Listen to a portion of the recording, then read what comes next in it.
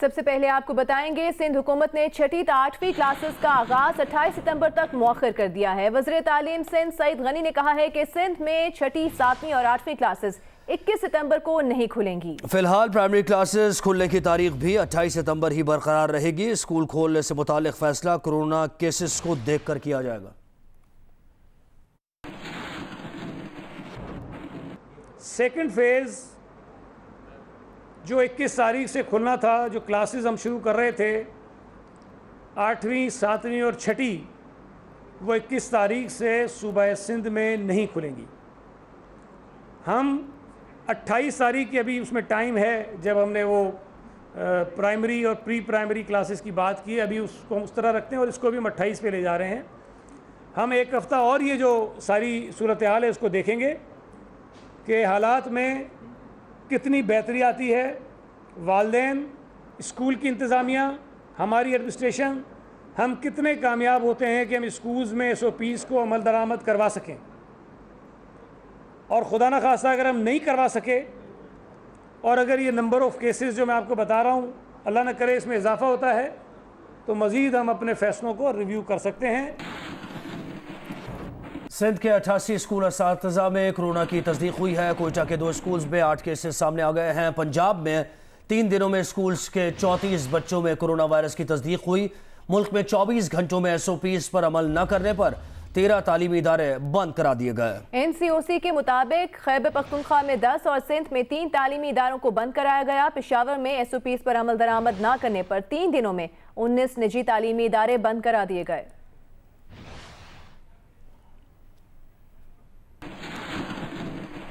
Private schools action committee के chairman Parvez हारून कहते हैं कि वो वजीर तालीम सिंध सईद गनी के स्कूल से मुताल्लिक फैसले की मजम्मत करते हुए उनके इस्तीफे का मुतालबा करते हैं। एक बयान में परवेज हारून का कहना था कि वो बिलावल भुट्टो जरदारी और वज़ीर आला सिंध से मुतालबा करते हैं कि वफाकी हुकूमत और NCOC के फैसलों पर अमल दरामद करवाया जाए। स्कूल्स में शुरू होने वाले तदरीसी अमल को चंद एक शिकायत पर मुकम्मल बंद न किया जाए। इस बात को भी मद्देनजर रखा जाए कि बड़ी तादाद में स्कूल्स SOPs को सख्ती से उनकी पाबंदी कर रहे हैं। परवेज हारून का यह भी कहना था कि इस मामले पर प्राइवेट स्कूल्स एक्शन कमेटी का हंगामी इजलास तलब कर लिया गया है।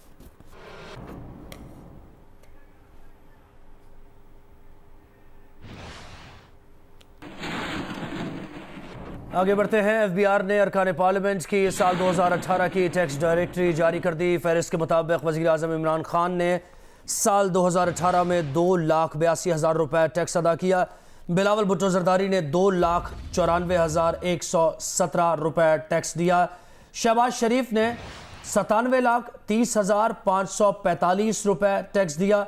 इसके साथ साथ आसिफ जरदारी ने 28,91,000 टैक्स अदा किया है। FBR से जारी टैक्स गुजार पार्लियामेंटेरियंस की फहरिस्त में शाहिद खाकान अब्बासी का बड़ा नाम है और शाहिद खाकान अब्बासी ने 24 करोड़ 13 लाख रुपए अदा किए हैं। विफाकी वजीर असद उमर ने 53,86,000 से ज्यादा टैक्स दिया। FBR की टैक्स डायरेक्टरी के मुताबिक फैसल वावडा, सेनेटर फैसल जावेद, नूरुल हक कादरी, राना मकबूल अहमद, जाहिद अकरम दुरानी ने 2018 में कोई टैक्स अदा नहीं किया। सेनेटर फरूक नसीम ने 3.5 करोड़, सेनेटर तलहा महमूद और ताज मोहम्मद आफरीदी ने भी 3 करोड़ रुपए के करीब टैक्स अदा किया। शाह महमूद कुरैशी ने 1,83,000, रुकने पंजाब असम्बली हमजा शहबाज ने 87 लाख, फारूक एश नाइक ने 64 लाख, खुर्शीद शाह और मुशाहिदुल्लाह ने तकरीबन 3 लाख रुपए टैक्स अदा किया। वज़ीर आला सिंध मुराद अली शाह ने 10,22,000, वज़ीर आला बलूचिस्तान जाम कमाल ने 48 लाख से ज्यादा टैक्स अदा किया।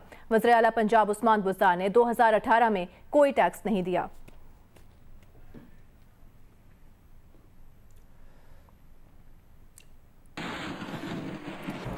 साबिक़ सदर आसिफ अली जरदारी के तर्जुमान ने कहा है कि टैक्स से मुताल्लिक़ FBR की जारी करदा तफसीलात दुरुस्त नहीं। आसिफ जरदारी ने 2018 में 22,18,000 रुपए इनकम टैक्स अदा किया। तर्जुमान के मुताबिक आसिफ जरदारी ने ज़राई टैक्स की मद में 1,99,87,335 रुपए टैक्स अदा किया। 2018 में आसिफ जरदारी के अदा करदा मजमूई टैक्स की रकम 2,22,55,000 रुपए है।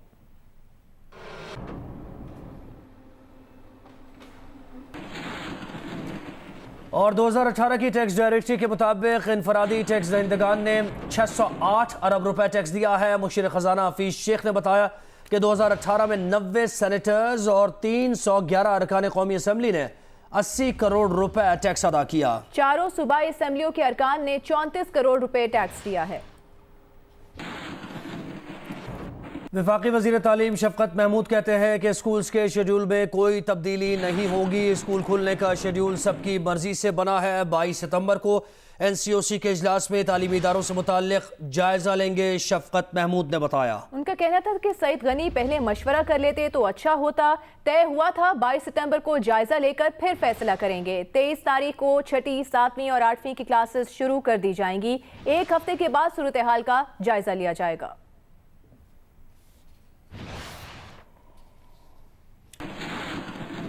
सुप्रीम कोर्ट के जस्टिस काजी फाइज ईसा की अहलिया ने कहा है कि उन्हें FBI ने 3 करोड़ रुपए वाजिबुल अदा टैक्स जमा कराने का हुक्मनामा भेजा है। सेरीना ईसा का मौक़िफ़ है कि FBI ने उन्हें सुने बगैर गैर कानूनी ऑर्डर पास किया है जिसे वो चैलेंज करेंगी। मज़ीद तफसीलात जानेंगे। नुमाइंदा जियो न्यूज़ जाहिद गिशकोरी हमारे साथ मौजूद हैं। जाहिद, बताइएगा। जी हाँ, बिल्कुल 164 सफ़ात ये ऑर्डर पास किया गया है जिसमें सरीना ईसा को 3.5 करोड़ रुपए वाजिबुल अदा टैक्स की मद में हुक्म दिया गया है जमा कराने के लिए। उसमें FBI ने उसका ये मौक़िफ़ जो जियो न्यूज़ को मौसूल हुआ है बताया है कि ये गैर कानूनी ऑर्डर है। वो इस ऑर्डर को टैक्स ट्राइब्यूनल में अब चैलेंज करेंगी क्योंकि ज़राई आमदन और तनख्वाह और दूसरे जो उसके ज़राई आमदन थे उसको शामिल नहीं किया गया है और ना ही मुझे सुना गया है। तो ये एक अहम पेशरफ्त है जो FBI की तरफ से 14 सितंबर को ये ऑर्डर पास किया गया है। हमारे ज़राए का बताना है कि ये आज ही उनको मौसूल हुआ है। बहुत शुक्रिया जाहिद गिशकोरी, आपने डिटेल्स दी। शुक्रिया आपका जाहिद गिशकोरी, आप हमें तफसीलात से आगाह कर रहे थे।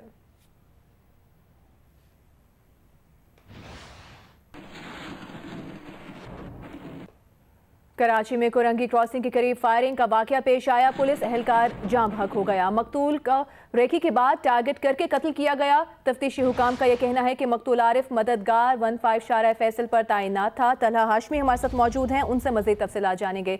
तलहा, बताएगा कैसे ये वाकया पेश आया, इब्तदाई तफ्तीश में क्या सामने आ सका है?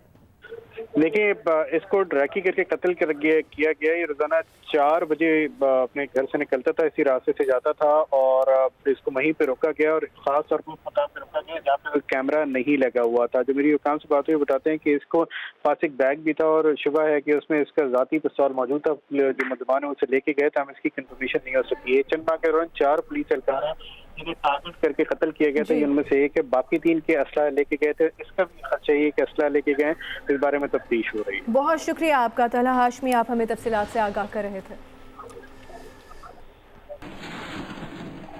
लाहौर पुलिस 9 सितंबर को मोटरवे पर खातून से ज्यादती के मुलजिम आबिद को ताहाल गिरफ्तार नहीं कर सकी है। लाहौर पुलिस ने 9 दिन बाद खातून से इज्तिमाई ज्यादती के मुलजिम आबिद की मुख्तलिफ अंदाज की तस्वीर जारी कर दी है। लाहौर पुलिस का कहना है कि आबिद की असली शक्ल को सामने रखते हुए रूप बदलने की मुख्तलिफ तस्वीर जारी की गई हैं। तस्वीर में मुलजिम आबिद को बगैर बालों, बगैर मूंछ और फ्रेंच स्टाइल दाढ़ी में दिखाया गया है। पुलिस का कहना है कि मुलजिम पुलिस से बचने के लिए ऐसे रूप इख्तियार कर सकता है।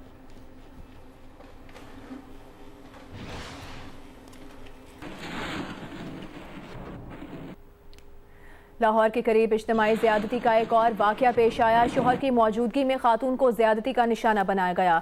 DPO शेखुपुरा सलाहुद्दीन ने बताया कि अगवाकार मियाँ बीवी को मीनार पाकिस्तान से बहला फुसलाकर गाँव ले गया और वहाँ यरगमाल बनाया। मुतासरा खातून का मेडिकल कर लिया गया है। पंजाब फॉरेंसिक लैब ने DNA सैंपल्स भी ले लिए हैं। मुतासरा खातून ने बयान दिया है कि 4 से 5 अफराद ने उससे इज्तिमाई ज़्यादती की। मियाँ बीवी के बयान के मुताबिक किराया ख़त्म होने पर शाम को मीनार पाकिस्तान आकर बैठ गए थे। थाना फिरोजवाला में मुकदमा दर्ज करके तफ्तीश शुरू कर दी गई है। कुछ मुलजिम ज़ेरे हिरासत हैं।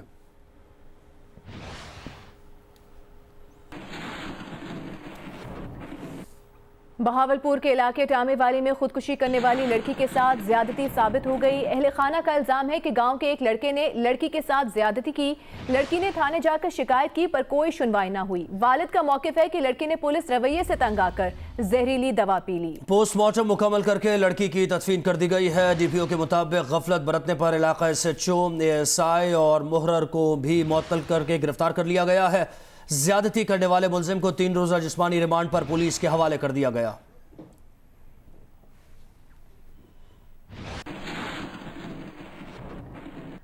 और डॉक्टर महा मुबैना खुदकुशी केस या कत्ल का मामला। अदालत का डॉक्टर महा अली की कब्र कुशाई के लिए मेडिकल बोर्ड तश्कील देने का हुक्म। जुडिशल मैजिस्ट्रेट ने हुक्मनामा डीजी सेहत सिंध को जारी कर दिया। मुद्दई मरहूमा के वालिद ने कब्र कुशाई के लिए तहरीरी रजामंदी दे दी है। SSP कराची जनूबी ने कब्र कुशाई की दरख्वास्त की थी। दरख्वास्त सेशन जज मीरपुर खास के तवस्सुत से जुडिशल मैजिस्ट्रेट को मौसूल हुई। महा अली ने गुज़श्ता माह कराची में रिहाइशगाह पर मुबैना खुदकुशी की थी। डॉक्टर महा की तदफीन गांव गरोड़ शरीफ के आबाई कब्रिस्तान में की गई थी।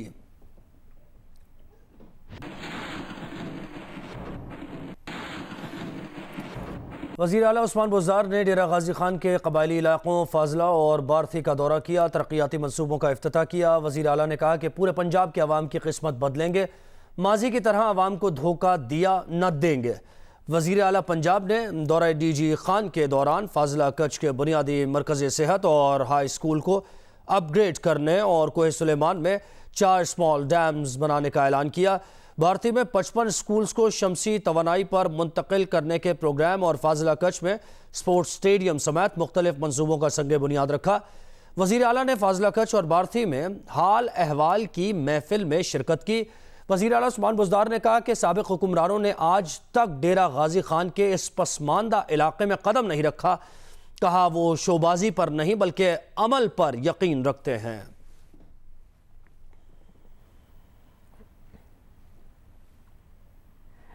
मुस्लिम लीग नून के जनरल सेक्रेटरी एहसन इकबाल ने कहा है कि अगर पार्लियामान के फ्लोर पर सही गिनती नहीं हो सकती तो 2 रफ्तादा पोलिंग स्टेशंस का क्या हाल होगा।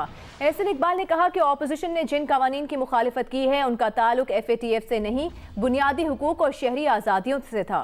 FATF के नाम पर आमरीत और फाशिज्म राइज करने की इजाज़त नहीं देंगे। ऐसी जासूसी की रियासत नहीं चाहते जहां रियासत शहरियों के मोबाइल और लैपटॉप में घुसे। पीपल्स पार्टी की सेनेटर शहरी रहमान ने सवाल किया कि स्पीकर को क्या खौफ था कि उन्होंने हमारे कहने के बाद डिवीजन काउंटिंग नहीं कराई। डिक्टेटरशिप की असेंबलीज में भी ऐसा नहीं हुआ कि ऑपोजिशन लीडर को बात करने का मौका ना दिया जाए।